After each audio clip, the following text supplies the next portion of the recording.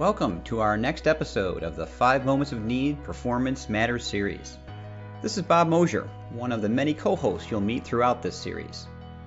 So friends, are you trying to learn more about the 5 moments of need? Maybe how to design for them, implement for them, measure them, and even sell them as an approach to your enterprise. Well, in the Performance Matters series, we will help you better understand the theory and best practices behind this powerful methodology, and offer proven ways to put the 5 moments of need into practice. Okay, welcome back to another Performance Matters podcast. Bob Mosier here, and once again, I am honored to be joined by my dear friend and colleague and mentor and hero in my life, Dr. Con Gottfredson. Con, how are you? As always, it's great to be with you and to be able to discuss with the rest of the world some important thoughts. This one we're going to actually categorize under the Methodology Matters podcast series because it's time for a stake in the ground. We've been at this for quite a while. And it's funny, a lot of you may not know this, but we are actually releasing an ebook later this month. So if you listen to this podcast shortly, we'd love to have you sign up for that. It will be free, by the way, to the industry. Our effort to try to lift the conversation a bit more. And if you listen to this downstream, by all means, just visit the 5 Moment site and you'll be able to find that there.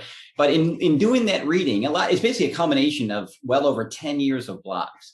And a dear friend of ours, Burke Thomas Record, read all of those in a remarkable way. And what was interesting as we looked at the evolution, Con, of that thinking and of that work, we realized that there has also been an evolution of vocabulary and understanding.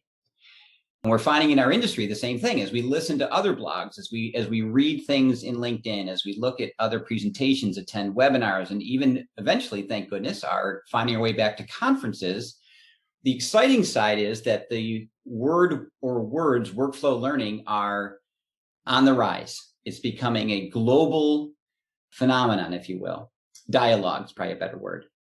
And of course, with those dialogues comes the blurring of words and the blurring of understanding and the blurring of, so we thought we would use this podcast to take a step back and really break down some relationships and some confusion that frankly we're even a part of in our evolution of thinking this stuff out, and put a little bit of stake in the ground. We were the performance support guys, Con. I don't know if you remember this, but back when we started this years and years ago, we have a performance support community that we sponsor. But we were known as the PS, or the performance support guys. And we've kind of moved a bit beyond that, haven't we, in our thinking and understanding of that discipline? Well, sure. We stepped into performance support because there was a gap and we needed to figure some things out when it comes to performance support. Our industry did. But it was important for us to, at a certain point, understand that the 5 moments of need, there's more than performance support when it comes to that framework, the 5 moments of need. And so that's what's always driven us. We've just had to focus on areas where there were holes or gaps in our knowledge and understanding. And because we sometimes focused in on an area, it appeared that that was the only thing that was important to us, when in reality, the 5 moments of need, the entire world of learning and performance is important to us across those 5 moments. Yeah, it's interesting because that's where we saw the weakest muscle. I know it was mine when I came out of a training mindset and I was migrating towards a performance first mindset. In the classic Train, Transfer, Sustain podcast we've done and video we've done, you can go back and look at those. We were mired in the beginning of that journey in train. And so we saw this need to lift the discipline of performance support and help it round it out. But again, I think, in fairness, you said it perfectly. We became known as the performance support guys. And I actually always tell the story. At one time, I was even approached at a conference by someone who said, "Oh, Con and Bob, we listen to your stuff. You're the classroom hater guys." Yeah. And I was like, boy, if that wasn't a slap in the face, because in the true spirit of the 5 moments as a framework, the class formal instruction is clearly a part of that whole thing. So let's talk about 3 words to start this out. 5 moments of need, workflow learning, and performance support. Because those are kind of at a high level, independent, but also they stand self-reliant. Want to talk through those a little bit, Con? Yeah, let's do. So the 5 moments is a framework. It's always been a framework. It's a framework that was very helpful to me early on in my professional career. And we found that it's something that can help guide the range of what our view needs to be. And that's why we're not just performance support. Performance support is certainly crucial at the moment of apply, at the moment of solve, at the moment of change. Performance support is there, but it's not the only player that needs to be on the field. Certainly, our formal learning needs to be a part of that as well. So, what I found and what actually brought about the 5 moments of need was that I was so focused in on learning new and to some degree learning more that I'd lost sight of the moments of apply, solve, and change. And so this is a framework to help us understand the scope of what we need to do, and then to help guide us as we look for the holes in our strategies and how we go about ensuring that people perform effectively on the job in ever-changing environments. And we have historically been very careful that you design from the moment of apply back. You don't get mired in that training first mentality, designing training and then backfilling with a job aid or whatever you want to do. If you really shift your design focus to one of workflows and one of the moments of apply and those that you outlined a moment ago, Sure. You can absolutely and should, to the degree that is critical, design something that we now call targeted learning, which is really a different version of that training thing. So let's move into workflow learning then, Con. So 5 moments encompasses it all. And we're going to kind of come back to that in a moment as a methodology and kind of dissect the parts. But workflow learning then, definition. What is workflow learning then to you and to our industry? Well, workflow learning is learning while working. And this is crucial, as we've talked about multiple times, a crucial distinction. Because there are folks today who think that workflow learning is simply a micro learning pushed into the workflow, and that's it. So if you can deliver a small e-learning module into the workflow, you have workflow learning. But it's learning as you actually do your work. That's at the heart of workflow learning. It's what it is. And we found our way to this true workflow learning through the discipline of performance support. We look at the 5 moments and we know we have the moments of apply, solve, and change, and then learn new and learn more actually happen in the flow of work as people are doing their work as well. And that helped us find and realize, particularly as we unpacked the insights of Gloria Geary, who in 1990 saw it all, that there is this capacity for people to learn while they do their job if you can deliver and provide them the performance support infrastructure to support them as they do their work. 2 clicks, 10 seconds get to the steps of a task, and I've never performed that task before. And I move through the steps of doing that today to meet my performance need in my work. And then 2 days from now, do that same task for a different part of my work that's going to be a little different. I'm learning. That's what we have to understand, is that the greatest amount of learning, the most significant learning, occurs as we work through experience. And you know that, Bob, because you ask folks that very question, how they learn and what the most significant learning. So workflow learning, let's dissect then. Workflow learning is embedding learning and support. We always kind of say both of those because sometimes traditionally when we think of learning, we juxtapose the word training.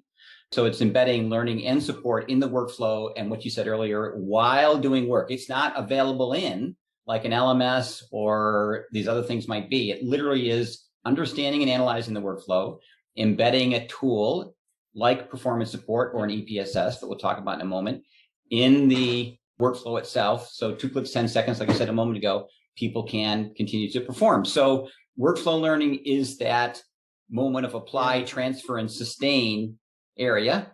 And training, we'll talk about targeted in a moment, is also still available. So this is all done and designed in performance support, or an EPSS is typically how we make those nowadays. So we've got the 5 moments of need framework. We've got workflow learning as a part of meeting three of those, but as you said, it can actually encompass all five of the Sure. moment of need. And at the lower end of the food chain here, if you will, it's enabled through the design of performance support as a discipline and an EPSS as one of the potential tools. That's right. And you know, Bob, we've always had workflow learning. It's just been haphazard. Right. Because we haven't stepped into that arena. We've just left everything up to chance. But learners are remarkable and they fight their way, but it's inefficient and mistakes are made and so forth. And so what the discipline of performance support allows us to do when we design it properly and deliver it with the right technologies to support that at the moment of need, then we can be very systematic and intentional in supporting workflow learning in a very efficient and much more effective way.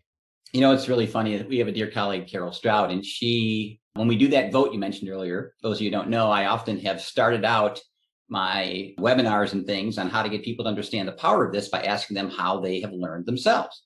If they look back in their lifetime, not in class, not in public school, not at corporate, but if you've looked back at the most challenging thing you've mastered and learned to apply, and unanimously people pick trial and error. Yeah. And Carol, she loves to say, well, if you do this right, we'd like to remove trial and error from that journey. Well, I think I've been thinking about that kind of a lot. And here's where I would push back. We don't want to remove trial because people in the workflow should go to something to try on their own. What we want to reduce is the error part. Yeah. We don't want to eliminate trial and error. We want an enabled, self-reliant learner that wants to go in and try independently without the help of others, Gloria Geary, 2 clicks, 10 seconds, as efficiently as possible to get back to work. What we want to eliminate, to your point a moment ago, is the haphazardness of the journey it used to be on. The information wasn't current. The journey to it wasn't efficient. There was way too much to choose from, so they didn't know what was the best resource, i.e. the performance support pyramid. We want to make the error part of trial and error minimal, if not anything else, really efficient. And reduce the cost of getting there. I mean, if I tie down 3 people to help me get to where I need to be, that's costly to the organization. And so there's a lot of unnecessary cost and time away from work where I could actually be doing the work of the organization, trying to figure things out. Well, those are 2 of my favorite things you talk about a lot. There's the one of the reduced, to Gloria's point about minimum support from others, that one person can get their job done on their own. And then secondly, to your point, there's lost time in doing some of that. But more importantly, if you step away from the work to train all the time and you put everything in training, that lost time and productivity is significant. So let's peel the onion back just a bit. So we just talked about the 5 moments of need framework. We talked about workflow learning as a subset of that performance support is the enabler through an EPSS or the tools you might build to workflow learning. What I appreciate about where we've tried to go with this, we get asked all the time, well, then how do you do it? I know how to design training. I have ADDIE to do that, ADDIE, or pick a methodology that any responsible designer knows to get up in the morning and defensively and efficiently design for train. That theory goes back forever. We have in response, because I think responsibly we need to, this is all just the frameworks and the disciplines. The doing is in a methodology. Yeah. And our methodology is one called ENABLE, ENABLE. Con, do you want to dissect that a little bit and take us through that? Yes. In 1984, that's when I discovered that I had been prepared with an instructional design model and approach and methodology that's foundation was based upon academic research tied to classrooms. And most of those classrooms were in the academic setting, in schools. And I'm in the real world of work now, out of graduate school in the real world of work. And what became clear to me was that we needed a performance-based methodology, not a knowledge-based methodology. And with performance being kind of secondary and maybe you go there, but it's mostly knowledge-based. And so the framework of the 5 moments began to influence how we worked the methodology, all the principles coming out of cognitive learning theory and behavioral learning theory and experiential learning theory. We begin to adapt that in an environment that has little tolerance for spending time analyzing. My first project in the real world, my boss said to me, the person I report to, how's that project going? I said, I'm just finishing the analysis phase, moving into design. And he goes, we're not paying you to analyze. What have you done? What have you accomplished? And I began to see that we need a methodology that focuses in and consolidates a lot of our practices, that is agile and adaptive. And Enable came as a result of that.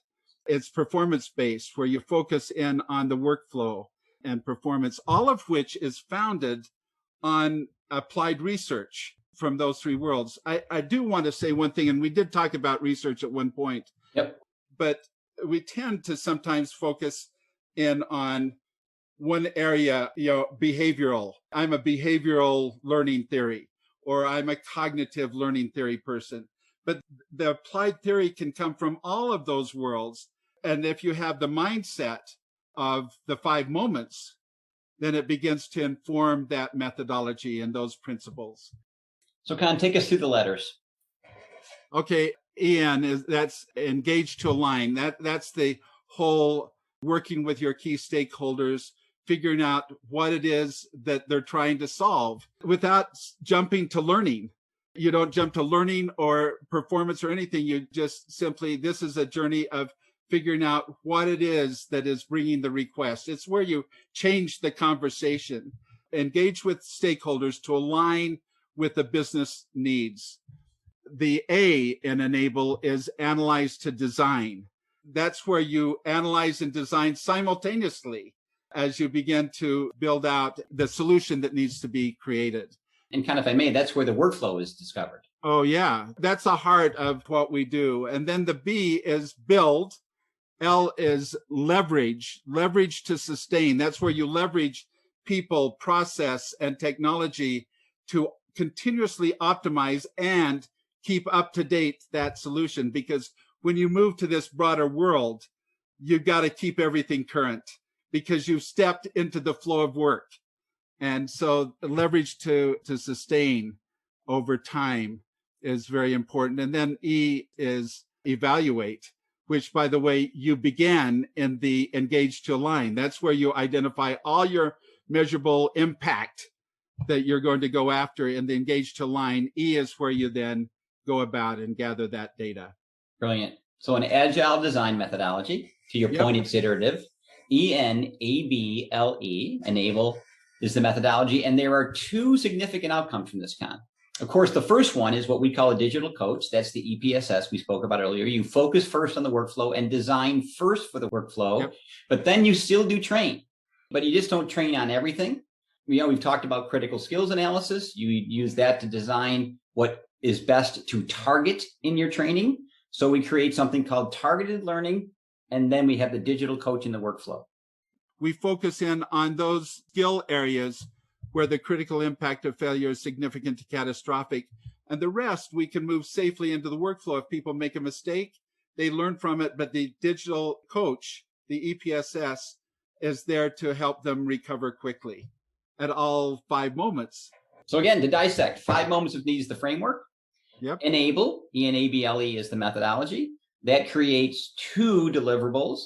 You still have training, but very, very targeted and often significantly less. But more importantly, you design first for the EPSS or digital coach that you then use throughout the 5 moments. You use it during training and your targeted training. In fact, one of the outcomes of that targeted experience is that people leave having mastered the digital coach even more than they have mastered the content, because if you know where to find it, you can look it up.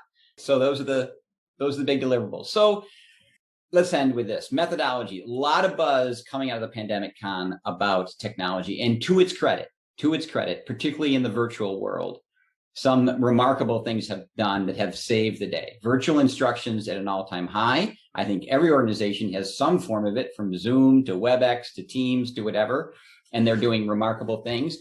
But I think we're at a crossroads, Con, again, because as we hopefully begin to come out of this, we have to be careful of an age-old problem. in our industry. I fell for it once in my career, and I try not to do it again, but somewhere, and God bless the vendors. We love them. We have some remarkable partners in that technology space who just love their product, as they should. But the problem is, somewhere along the lines, the tail that's wagging the dog gets a bit out of alignment. And we start thinking, because I have an LXP, because I have an EPSS, because I have a virtual platform, I have great instruction. And we are learning that, once again, methodology begets technology. Yeah. Not the other way around, right? I can buy all the tools in the world, but they don't make me a carpenter. They are a tool of the trade. You know, technology without methodology being guided by strategy is rudderless. I And love that. you just have to be driving your technology choices and decisions with methodology guided by strategy. And you get SharePoint. To some people on this podcast listening, that resonates. And by the way, I've said this every single time, I'm not picking on SharePoint, but I think it's one of the more abused technologies in the history of the Microsoft suite. Again, not because it's bad, but because we didn't, at least in the early days, lay over some rigorous methodology in design to make SharePoint and allow SharePoint's probably a better word to do what it does best. And so a lot of people see it as a misguided, overloaded, out of date, inefficient tool. That all those things speak to design, not the technology that is SharePoint. Sure. And, you know, we can go in and once we have that design, move into a SharePoint environment and do some amazing things, or into, even with a PDF, do some great things. But you've got to know what you need to do with that technology and how you need to make it work to be successful. So the spectrum of digital coaches have ranged, as you said, Con, from a simple PDF. And we have a dear colleague right now, Carol Stroud, doing some work for one of our clients that has built a remarkable one out of a PDF. But at the same time, just like in anything else, we've seen these remarkable Cadillacs and technologies emerge in the EPSS authoring environment that are tapping into AI, are doing remarkable things with analytics and data, have remarkable governance built into them for content management, all these wonderful things that at the high end of doing anything, you would want the best tool to build the best home. So EPSS, to us, we do have some bias here because there is adaptive learning tools out there. There is the LMS as it's always been, but there's now this something called an LXP. We would argue that although those are all in the ecosystem, that they in and of themselves are not an EPSS. They're not what performance support could be. We believe that the digital coach is really the tip of the sword. It's really the single source of truth that can put a ribbon around this very chaotic, frankly, if you throw SharePoint and other things in, very chaotic technology infrastructure or technology ecosystem that many organizations are dealing with to make that 2 clicks, 10 seconds journey more efficient for their learners. Yeah, and we have to be able to step back and say, not just what can they do, but what don't they do well? Yeah. You know, and how do we take advantage of the strengths and how do we compensate for the limitations? We have to be willing to do. And that's not a bad thing, right? No. A hammer doesn't saw a board, No. but it does drive a nail quite well, right? And so we've got to do and allow each tool to do what it does well. My dad used to say, if it's too good to be true, it probably is. And so anyone out there promising you that their tool or thing will do the whole 9 yards is probably not being fair to their tool, to be honest, not necessarily the discipline. So again, so step back. This entire thing was about dissecting some super important words, put a stake in the ground around the 5 moments, workflow learning and performance support. We talked about the methodology being enabled that helps you create targeted learning, and a digital coach, which is the balance of sustaining and meeting the full 5 moments. And that enable is a methodology, and that will let the remarkable plethora of technologies that we have at our disposal to become that important ecosystem that enables learning while working in the workflow. Important stuff. It is. Appreciate the dialogue. Hopefully this has been helpful. We'll have more episodes coming up. Love to hear how you think these are going and ones you'd like to see us speak about, but we will talk to you again shortly. Con, as always, thanks again for your insights and your guidance through the journey. My pleasure, Bob. Well, that's it for this episode of the 5 Moments of Need Performance Matters series. We look forward to future conversations around how to best put the 5 moments of need into practice. We welcome your feedback and can be reached on Twitter using my Twitter handle at BMOSH, as well as our 5 Moments of Need website, which is www.5momentsofneed.com. We hope you're finding these helpful and will subscribe to future episodes. Have a great day, friends.